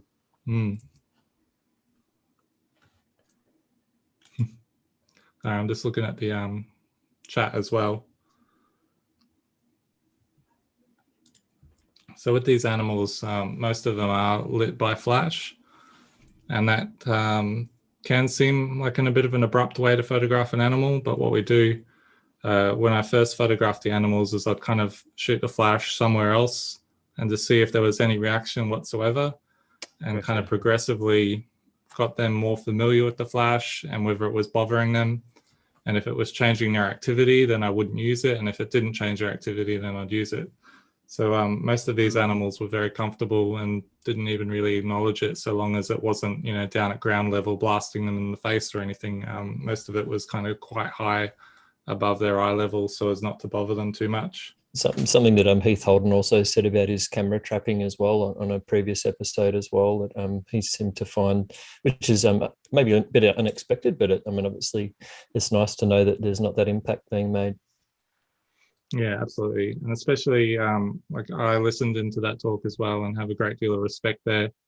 And, you don't really want to change the behavior of a wild animal. In some ways with these animals, most of them can't be released back into the wild because they have some permanent injury or something like that. But I still have a lot of respect for their experience as well. I don't want to inflict an experience on the animal to take photographs. So cute. Yeah. What's the main lenses you're using here, Matt? I think these are the 24 to 105, but you could easily use a 24 to 70 for the same deal. It's just that when I switched to Sony, I just decided to change lenses just to give myself a bit more of a fresh experience, I guess. This one actually wasn't at Bonorong. This is taken in the Nemean Ranges where I was living in Hobart, but what I've also done is collected a lot of the images that I've taken of animals and nature, and I've made them available both to the Tasmanian Land Conservancy, and the animal photographs that might be useful I've also made available to Bonorong as well. Because, they won't want to talk about animals that have been released into the wild or preserving natural spaces and things like that.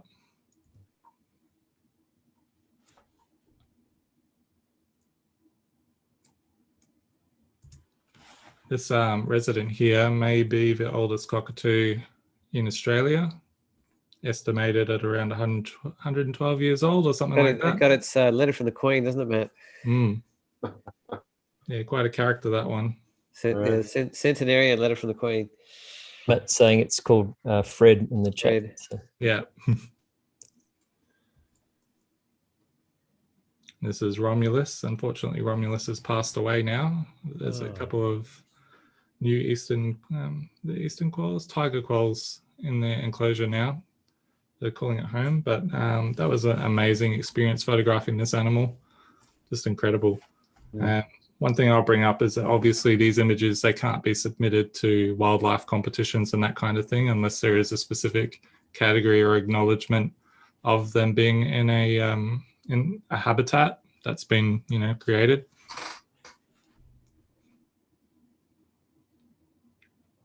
All right. So I also thought I would show some images that I've created that were almost like a project within a single image.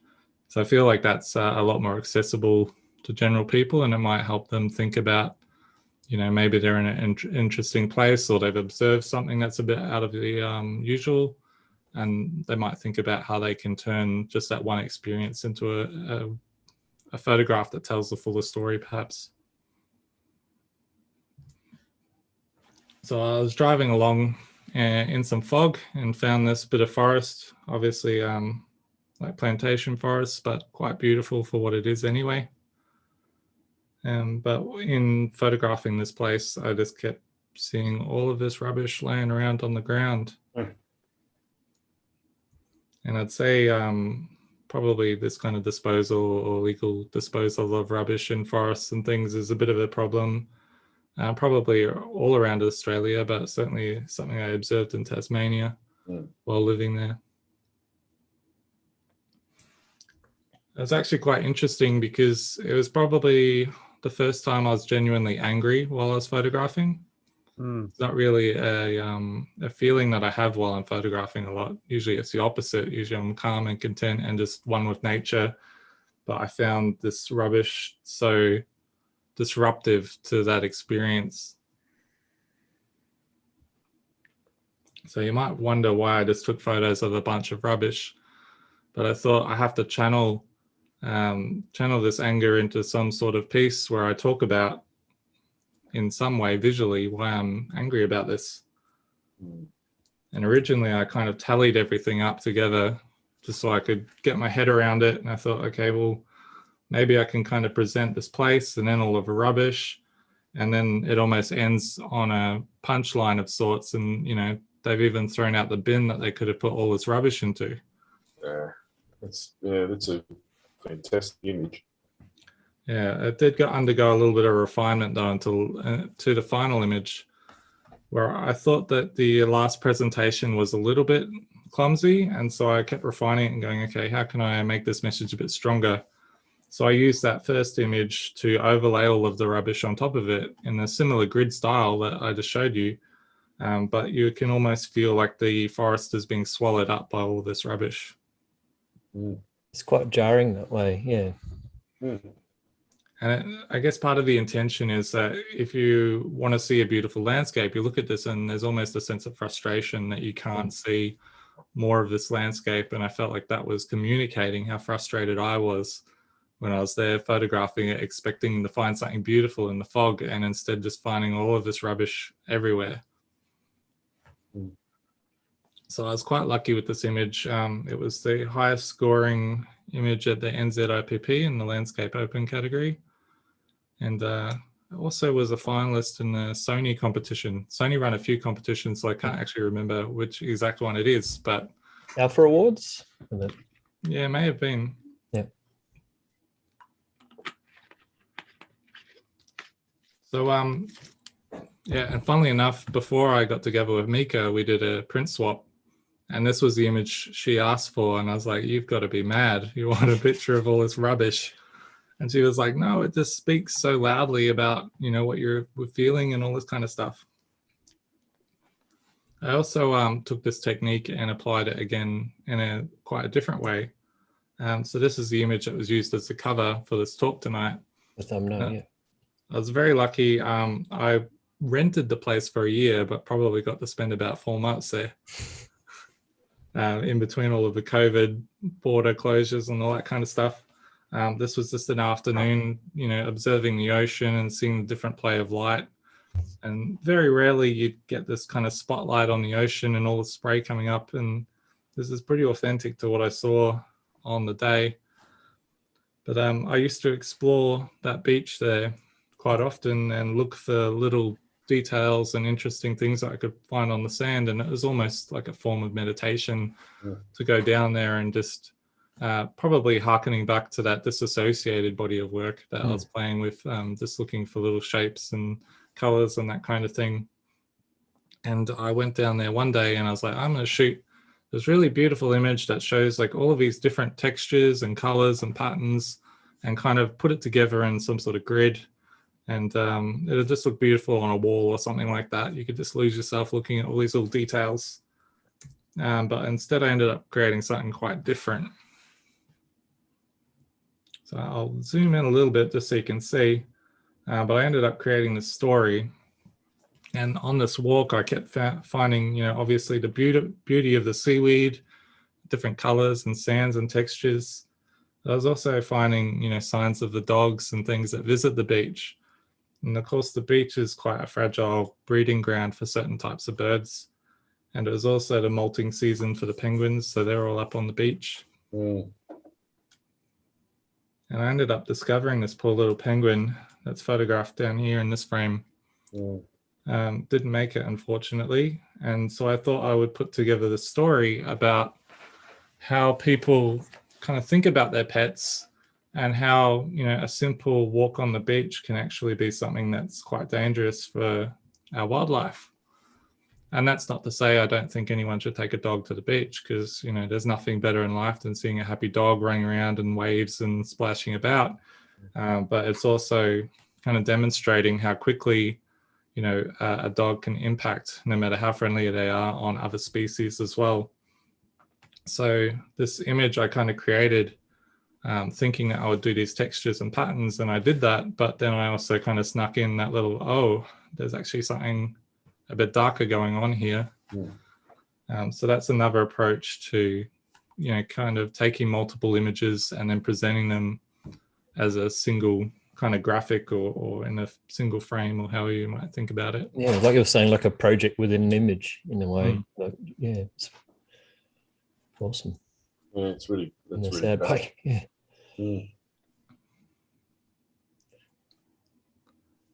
So I'll show a couple of images that I've shot more recently. So this is about just some general photographs at first, but during COVID, I was stuck in Victoria, which wasn't the worst thing in the world. I did miss out on some pretty epic snow down in Tasmania, but I tried to make up for it at Hotham, which is up the road, and I was lucky enough that we got approval to shoot there from the management and also from the government as well, because at the time it was a pretty strict lockdown. Had to be for business purposes. So we kind of outlined who we were, what our plan was, why we were doing it, talked to the management, got a lot of different people to say that they were happy for us to do it, so long as we took the right precautions. And we went there for probably what was the biggest snowfall of the year.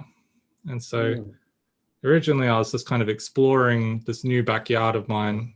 This is Feathertop up in the top right there, and then you've got the Razorback hike there, which I fully intend to do pretty soon. It's astounding. Yeah.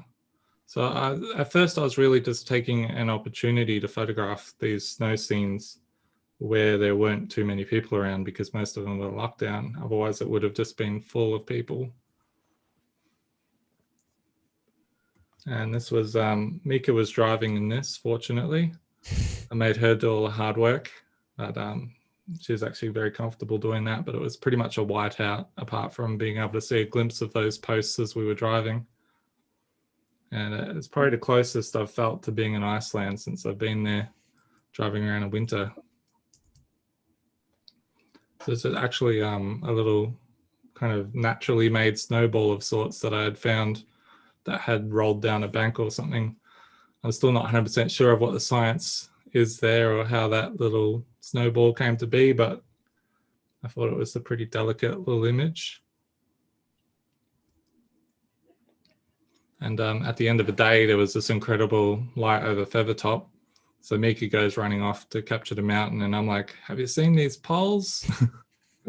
So we joke about that a little bit, about the difference of what we kind of see visually. And I guess this is the ex-graphic designer coming out in me as well, seeing these graphic lines and things.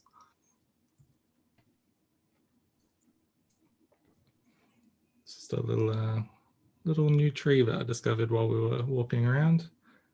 And this is a bit more of a establishing shot. So this is the road that we drove back on at the end of the day, for anyone that hasn't been up at Hotham. So recently the Silver Lining Awards, which were run by the AIPP, they actually have a stories category where you could submit, I think it was between 2 or 3 and 6 images. And I wanted to support that because I think stories are such a powerful way of showing photography and doing a series and that kind of thing.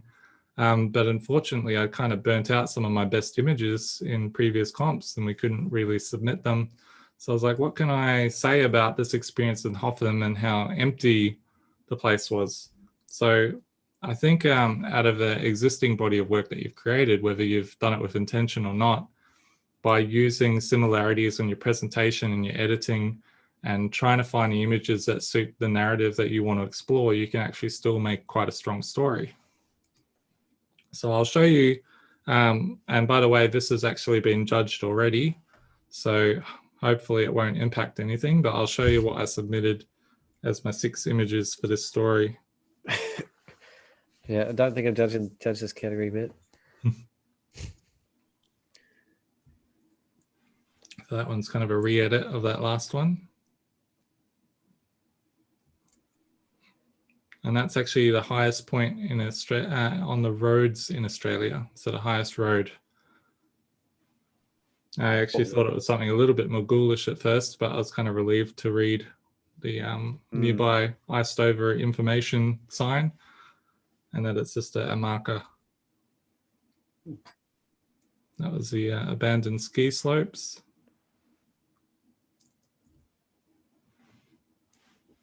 And one of the shacks up there. And then finally, the first person that you see in the series kind of wandering back amongst all of the empty houses and things up there. So I kind of took photographs that I had taken, not really intending them to go together, but then seeing what I could present using the same, the square crop, same kind of editing in terms of how the snow was going to present itself. and that kind of thing to craft a story that was cohesive out of disparate images that I'd just taken because I thought they looked interesting. So I think even if people out there, they haven't gone out to take a specific project, they probably have things that they've gravitated towards photographing over and over again. And it's a good opportunity to perhaps look at your archive and see if there's anything that might go together to tell a story that you're passionate about as well. Because as photographers, we are very much attracted to certain subject matters and to certain focal lengths and presentations that we go back to again and again. So we're getting towards the end. I was going to show you just a few like single images that kind of link to other projects that maybe I can't show you yet, or that people like Nick and Luke and Paul have worked on themselves. And then at the end, if we've got any time, I'm happy to go through a bunch of single landscapes that I've captured if anyone's just interested in my work in general. So this was kind of this image I kind of intend to illustrate how unimportant a project can be, but it can still be fun for yourself because you can find joy in creating a project. So I actually had an infrared camera and I took it down to Richmond in Tasmania, where you've got this beautiful old stone bridge that goes across the water. And I noticed that there was all this grass growing, like water grass kind of growing up through the river, and that there would be interactions between the ducks and the grass. And knowing that the infrared camera that I had would make this grass go white, I kind of took all of these slightly weird images of ducks in infrared along with different shapes of grass and things. What kind of camera was it, Matt? It was a Canon M50 that had a conversion done on it. Mm. Yeah, I think it was, is it Kalari Vision or something like that does the conversions in the the US? Kalari or Life Pixel. And apparently Camera Clinic in Melbourne can do a pretty good job as well. Yeah. Mm. So if anyone's thinking of doing infrared, either an old camera that you've already got is great. Mirrorless works really well because you actually see the effect of the infrared live while you're shooting. Whereas if you're shooting like a digital SLR, you probably won't see that effect until the image comes up on the back of the screen. Definitely think we should have an infrared episode one time. I think it'd be quite fascinating. Yeah. So this is another little project. Not so much intentional, but really just revisiting Mount Wellington or Kanani over and over and over and over again. And I found a way to contribute that work to Save the Mountain, which is a group that are kind of protesting the idea of having a cable car go up the mountain. I'd say a lot of that protest is based more around how that has been proposed and structured rather than the idea of cable cars in general. But obviously I don't speak for that group. But my personal issue with that whole thing is simply in how it's been addressed, I'd say, by the people that are doing that. But I won't politicize the show too much more than that. There's plenty on the internet already that you can look at. But I donated quite a lot of these images in support of that organization. And if there's places that you're passionate about in, wild places that are near you, then certainly if they come under threat, you can use your images in a way that supports preserving those places. And I'll give a shout out, especially to Nick, who he pops up on the Save the Mountain page quite often with some absolutely stunning imagery. Yeah, thanks, mate. Yeah, I do a lot of contributions to that page. Yeah, it's something I'm very passionate about. No cable car, but we won't politicise it too much. It's just not a great idea. It's a bad idea.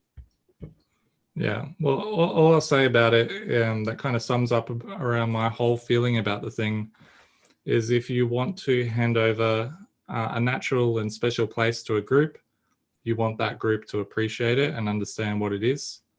You don't want them to describe it as a park that's missing a bin and a bench or something like that.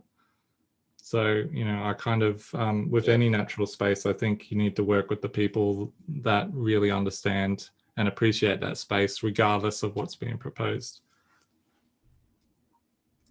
This one is from the Tarkine, so Paul and Luke are heading over there pretty shortly. And we were working with Paul and the Light Collective in terms of producing some sort of collection around preserving this area as well. I have to say the natural beauty and value of that area is just absolutely incredible. If you're interested in landscapes and nature and you go to Tasmania, you can't miss it. It's a place that you have to see. And hopefully someday, you know, large parts of it can become a national park or something like that. Okay, so these are all individual images and we can pretty much go at whatever pace you like. If you want to stay with us, that's fantastic. But there's no particular string that connects these together. It's just, here's an interesting image. If you want to talk about it, we can. If not, we'll go over the next one. And feel free, if you're watching, to post a question for Matt as well as we go along. Yep, always happy to answer questions. This one has a little bit of a conservation bend in it, although I didn't know it at the time. This is, and I'm going to say it incorrectly, Briksdalsbreen in Norway. And it was probably the first glacier I ever saw properly. But that glacier actually used to come down to where the foreground was. And that's as recently as, you know, the 70s and 80s. That place has retreated so much. And most of that glacier has actually disappeared now up the mountain.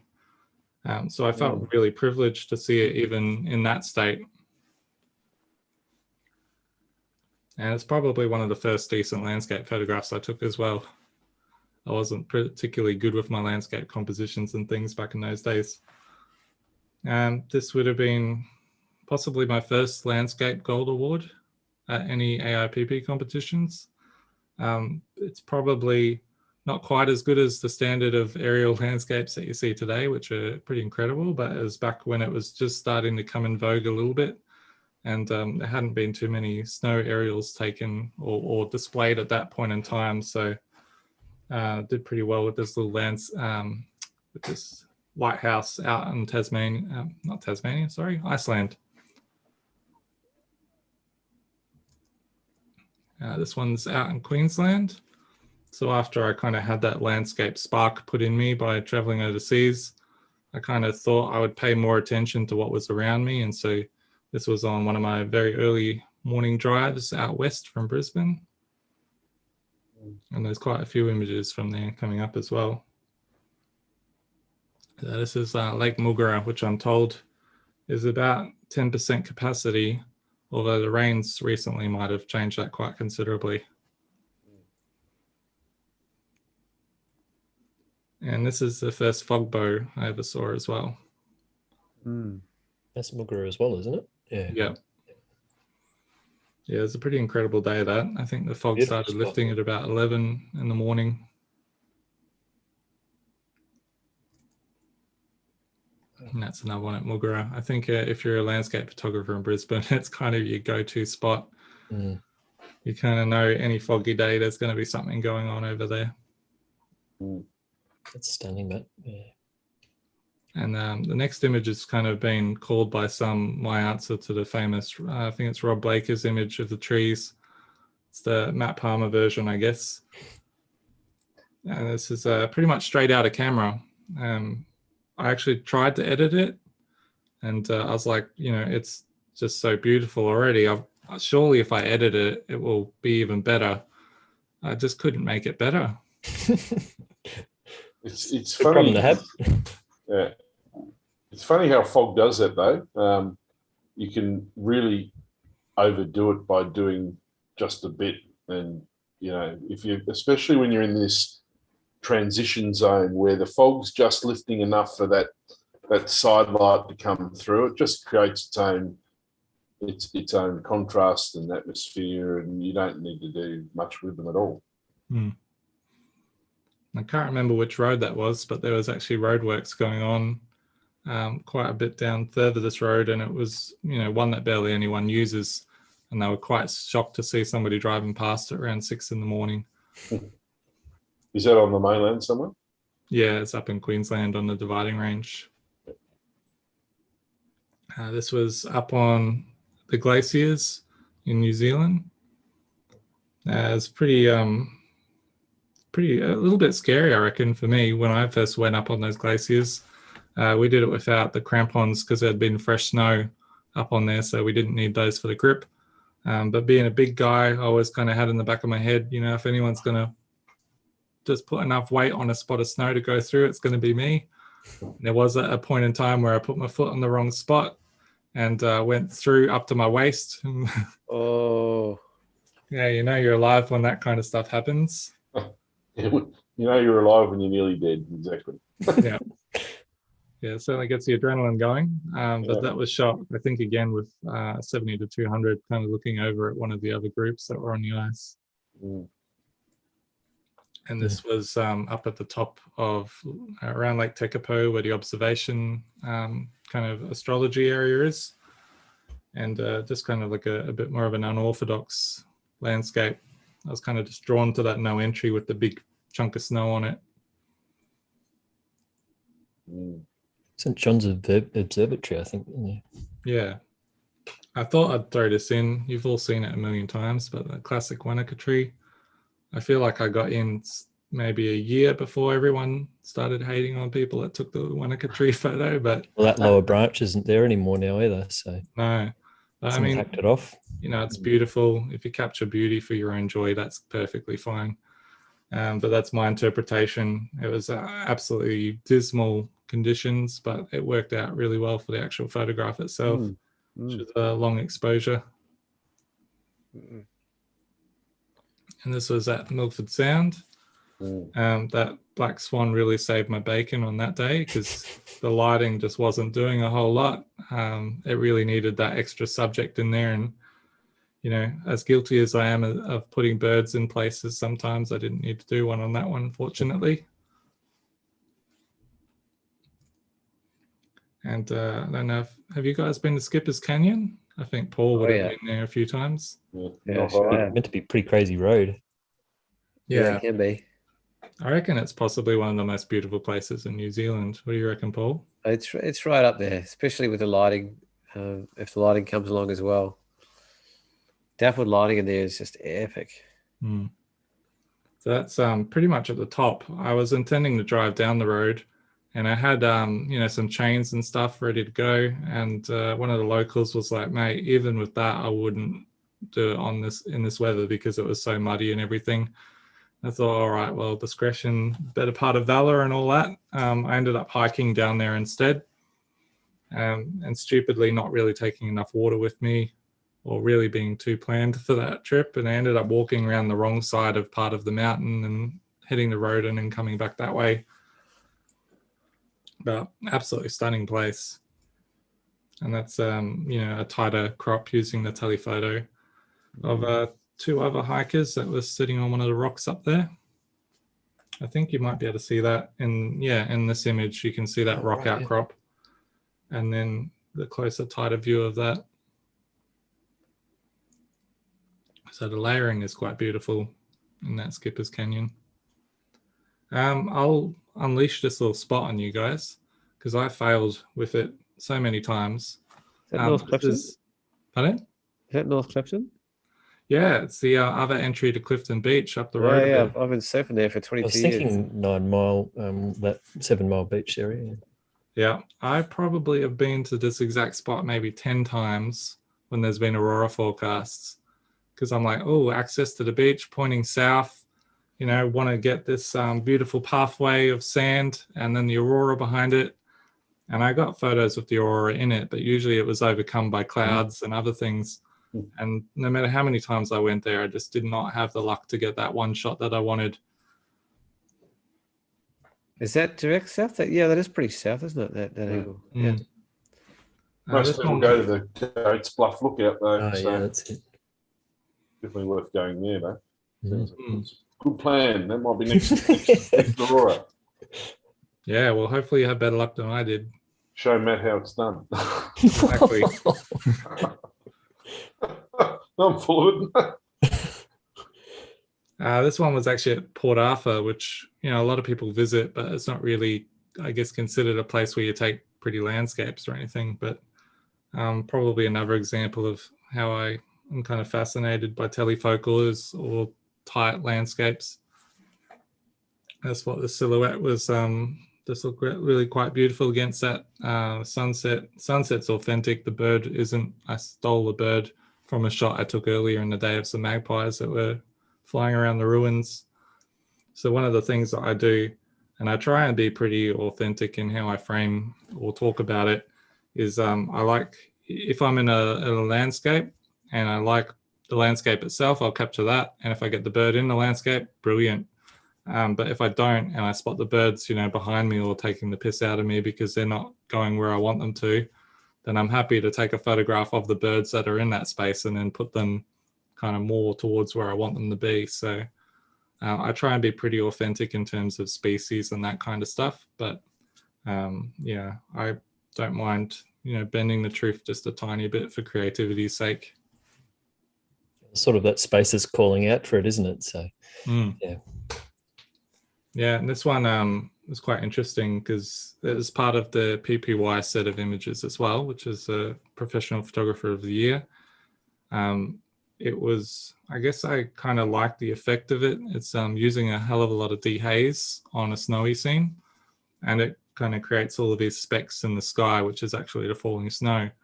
A lot of people were going, oh, you're using way too much texture mapping and taking other images and putting them together. And it's like, well, no, that's just crunching up the image that was there with all of that snow. And I kind of felt like it, maybe not authentically, but it gives it this kind of tin type feel to it, or like this kind of old photograph feel to it. I've never seen a swan there though, Matty. No, well, you got me there. But interestingly enough, there was that ripple in the water that was in the scene. And I was like, that ripple in the water is kind of telling me where to go with that. Oh, yeah. This is another image just taken on the same morning of Cradle. It's pretty epic if you can be the first one there in the morning. It might be changing a little bit now that they've got the visitor center and things going on down there.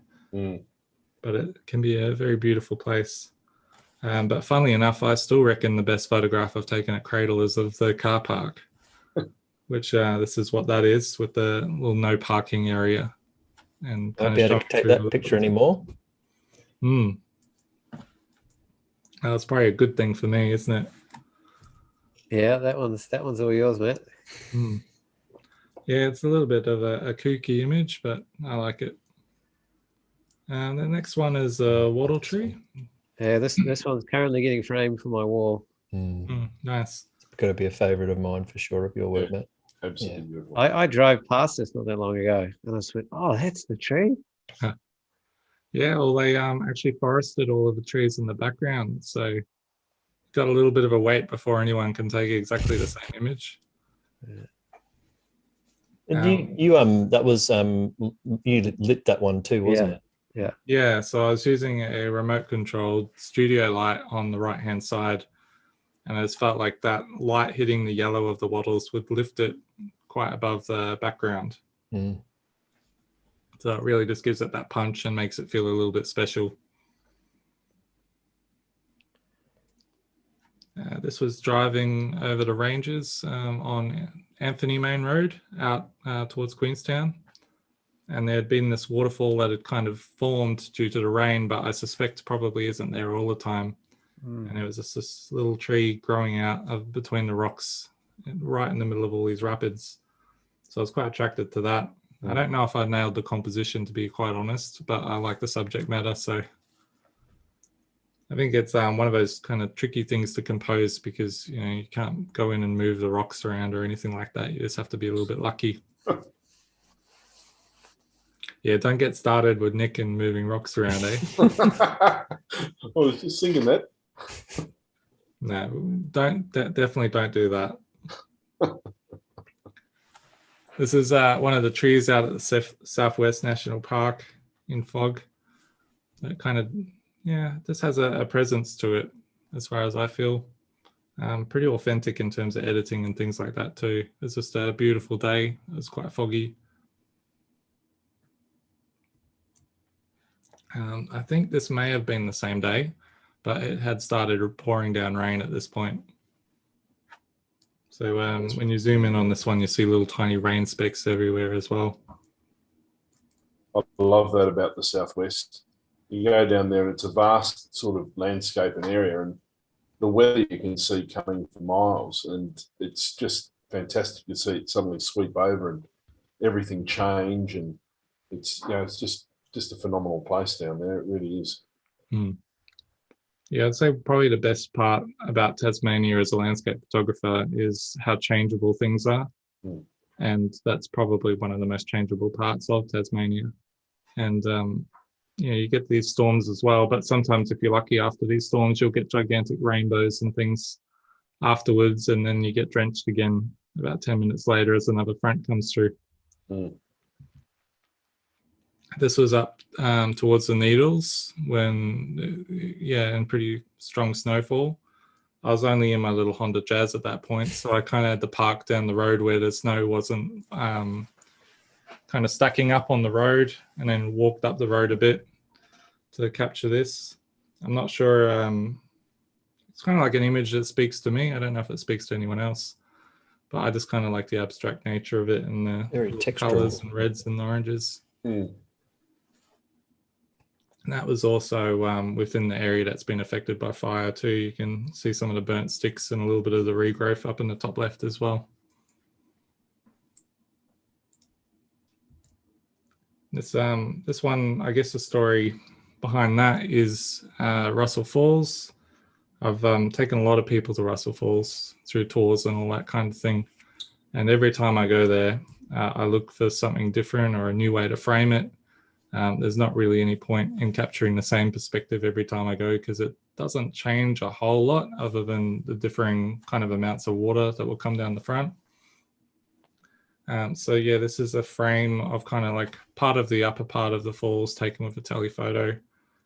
And I had captured this Currawong dancing kind of in the air a little bit earlier, so I've put that in for a little bit of artistic stuffing about, but I quite like how it sits together. Definitely lifts it, yeah. I'd say one of the things that I would encourage people to do is, even if there's a location you go to a lot, or an iconic location, the Sydney Opera House is a really good example. Going to those places and trying to deliberately take an image that's different, that you like, is a really good creative practice. Yeah, well said, Matt. This one is of one of the rainbows I was talking about. After some weather had come over the Sentinels. This one's a stitched pano, but also using a telephoto as well. If you want to know what it's like to slide down in your butt at high speed, walk down the side of that mountain after it's been raining. That's one of the steepest tracks I've ever walked in Tasmania. I got caught up there in a storm that night with a police search and rescue mob who decided it was too much hassle to bring a tent up. Oh my God, it was pretty bad. Sadly, a young bloke actually died up on the Sentinel Range. That's right. It was a year ago. Only a few months back. Only a few months, yeah. Yeah. That exposure? No, he fell. Oh, geez. Yeah, it's a steep range. Yeah. Yeah, I think blessings, brother.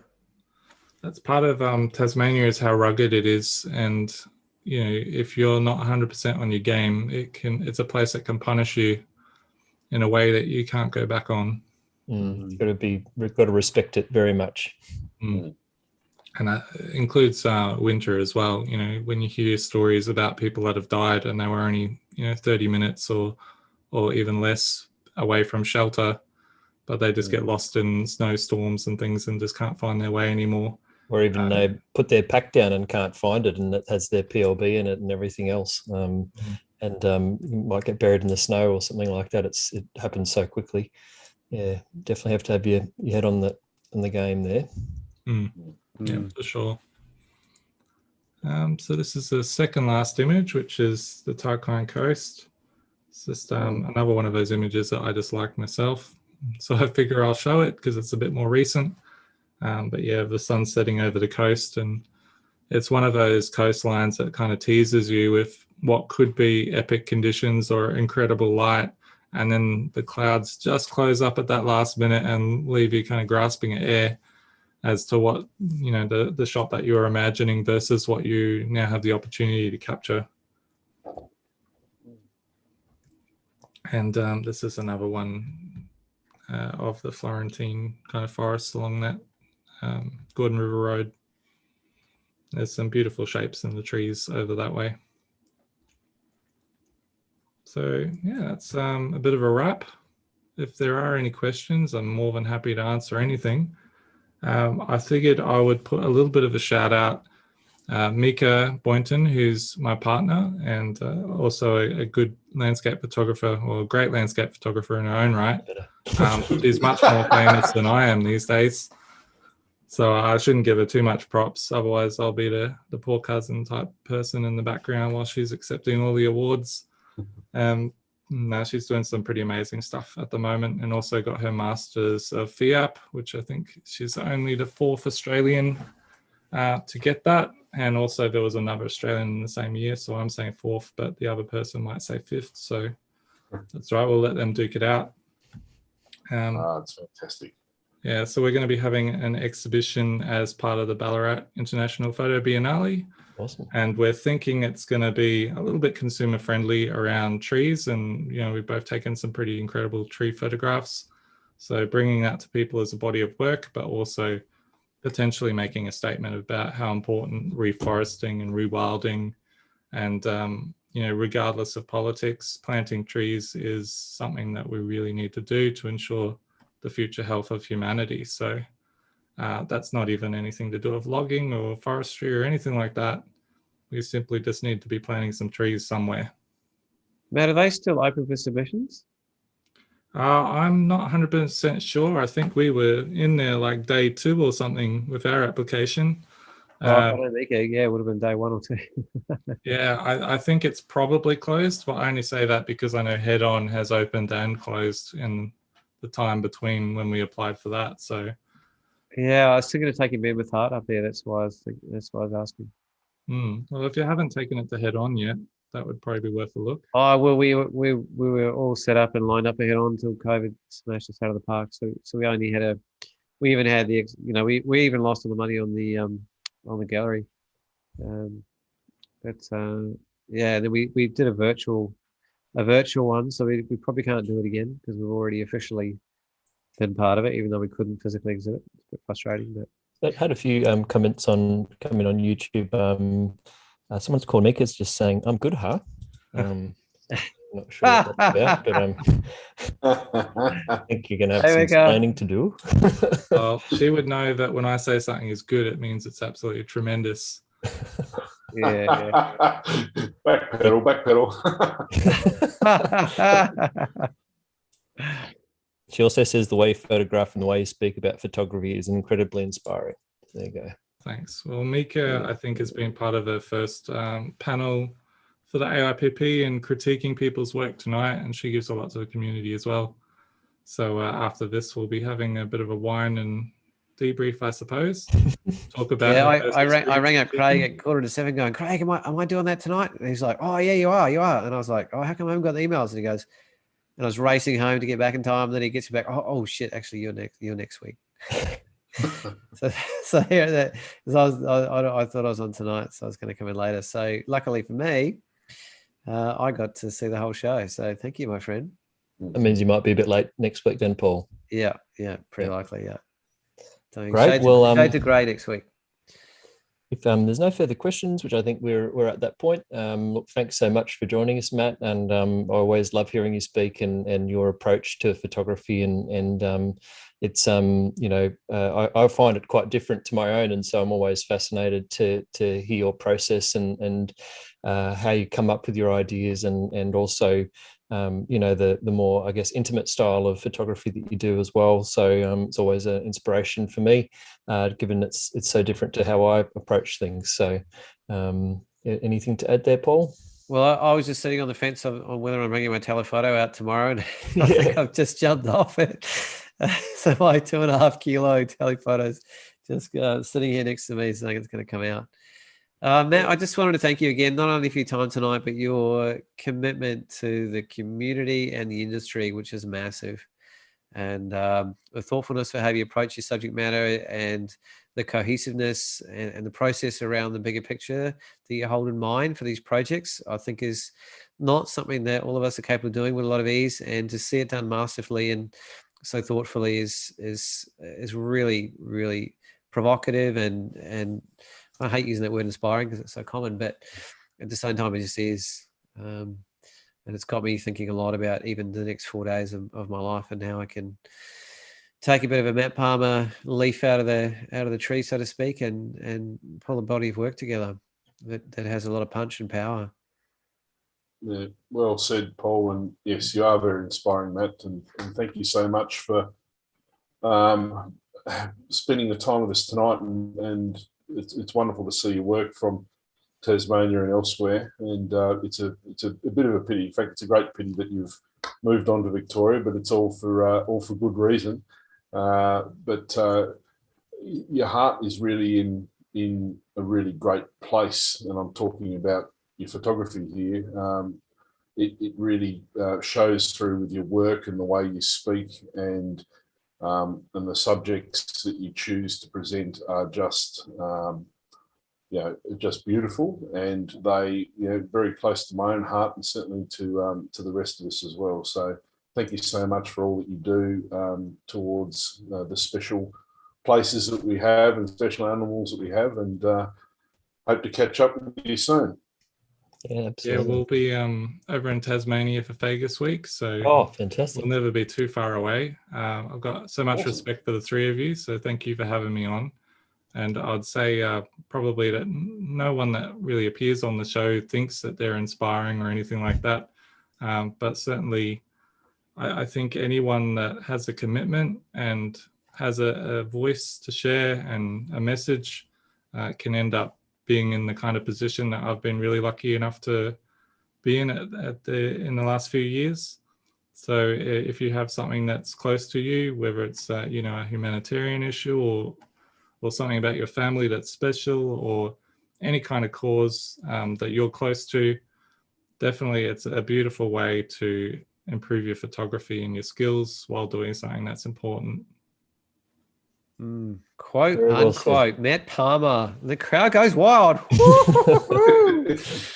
Good man. Awesome. Such a good man, Matty. We miss you down here, mate. Yeah, absolutely. Yeah, so I think with that, we might wrap things up. Thanks again, Matt. And we'll be back at the same time, obviously, without Paul, who's going to be doing some judging feedback type sessions for AIPP. Nick, are you going to be around, Nick? I don't need to check in, but I'll definitely be here. And we'll announce our probably going to be a very late announcement for our guests next week if we have a guest, just given the fact that both Paul and I are going to be away from tomorrow until Monday. So stay tuned for that. And with that, we'll catch you next week, and have a great week and Easter. See you everybody. Yeah, blessings for happy Easter, everyone. Easter. See you, Matty.